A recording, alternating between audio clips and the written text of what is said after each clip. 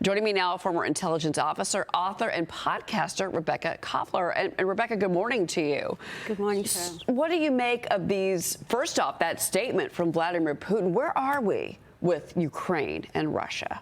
Sure. This is a very, very complicated situation, Cheryl. It's going to be very tough negotiations, and that is because Putin is in a very good position from the standpoint of military capability, armed forces. He has prepared for this war for 20 years, right? And he transitioned Russian military and economy 7 years prior to the invasion. So he feels that he can drive a very hard bargain. Right now, the positions of Moscow and Washington are mutually irreconcilable. What Putin wants is he wants to keep 20% of Ukraine, that they captured the Donbass region. He wants legal guarantees that Ukraine will not be part of NATO, and he wants sanctions lifted. And that is not acceptable to Washington. And so right now, President Trump's team has a challenge. What leverage do you have with Russia? Unlike China, we don't have much economic trade. We don't have really anything going on. So that's the challenge for President Trump, is to be creative, right? How do you get this guy to negotiate? It's not going to be easy. And you know, Russia's, that ship that's accused of cutting those undersea cables, this is communication cables in particular. It's a Russian oil ship. So they're exporting Russia is exporting oil. So the revenue is coming in. Exactly. So it seems to me that you're saying that sanctions are just not working whatsoever. Well, sanctions never worked, right? Again, as I said, 7 years prior to the invasion, Putin also started to sanction-proof his economy. Why? It's because he knows that that's our playbook, is the sanctions. So what he did was he started de-dollarizing his sovereign fund in favor of the Chinese yuan, the euro. Now he's standing up the brink. So then they started shipping oil through ships that don't carry the Russian flag, and the cutting cables. That's a standard Putin's playbook. There's an operation that is called strategic operation to defeat critical infrastructure of the adversary. It's a non-lethal type of warfare. The Russians call it new generation warfare. They figured we are highly reliant on technology, meaning the United States and the West. That's why they constantly conduct cyber attacks against us.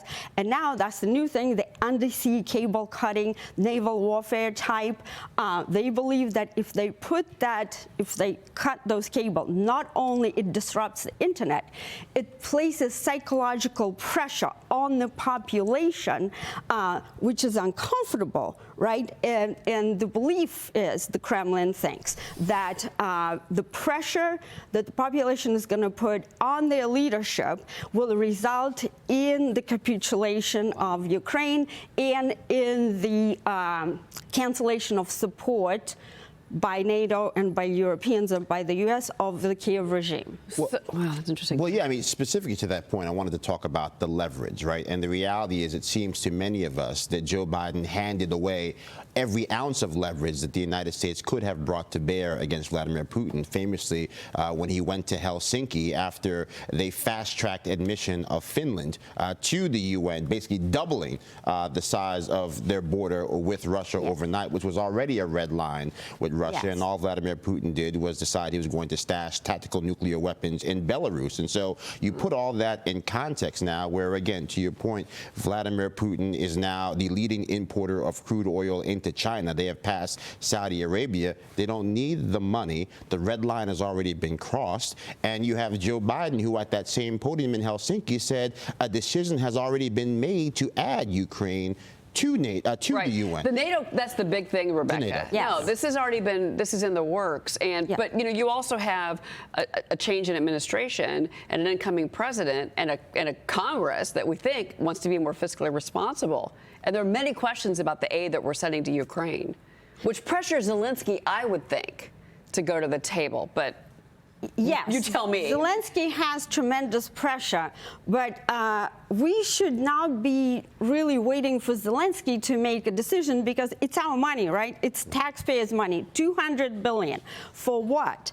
Whoever came up with that idea to engage in that type of war with Russia is basically a wishful thinker, right? Because you have a country like Russia, which Pentagon itself designated as a near-peer competitor. It's really an adversary, but, like China. So, and then they think that money and technology is going to win wars. It has never won wars. After 20 years in Afghanistan, we have superior military, the best warfighting force in military history, and yet we withdrew when the low-tech adversary came up with IEDs that mangled our forces, right? Like mangled our military hardware. So strategy wins wars, and we had none. Right. So after $200 billion, 2 years, almost 500,000 of Ukrainians dead, Ukraine is now going to get a worse deal than they would have had before the war. Wow. And so someone needs to be held accountable. Why they didn't beef up our force posture in Europe, right, before the invasion. Right. So that's why President Trump wants to bring in his team of competent people who look strategically at the world and don't just throw cash